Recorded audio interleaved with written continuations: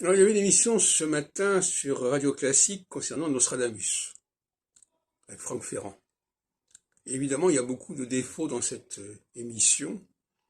L'auteur, Franck Ferrand s'appuie sur un auteur que je ne connais pas, que je n'ai pas étudié, qui s'appelle Berger Franceschi. Mais il est évident que cet auteur n'est pas au courant de la critique nostradamus qui existe depuis quand même pas mal de décennies, et notamment la fameuse histoire d'Henri II, dont la mort aurait été annoncée dans un quatrain. C'est complètement délirant. Ce sont des quatrains qui ont été faits après coup, bien après coup.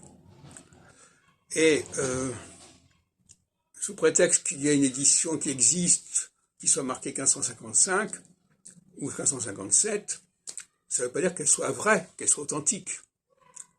Et donc la moindre des choses, c'est quand même de prendre connaissance des travaux qui sont faits dans ce sens et de ne pas se contenter en disant « Ah oui, dans cet ouvrage-là, il y a certainement toute la vérité, il n'y a pas à chercher ailleurs ». Ça, c'est une façon de bâcler son travail. De même que Ferrand parle d'un traité de Nostradamus, Nostradamus n'a jamais fait un traité de quoi que ce soit, et surtout pas un traité d'astrologie. Il a fait un almanach qui vaut pour l'année en question, et donc là aussi c'est une plaisanterie. Par contre, ce qu'il raconte sur l'histoire des ancêtres de Nostradamus, c'est intéressant, il y a des choses que je ne connaissais pas. Alors il faut savoir que Nostradamus, le nom de Notre-Dame, c'est Notre-Dame d'Avignon. Par exemple, c'est intéressant de le savoir. Ça présente un intérêt limité au niveau scientifique, mais enfin ça existe, c'est un fait.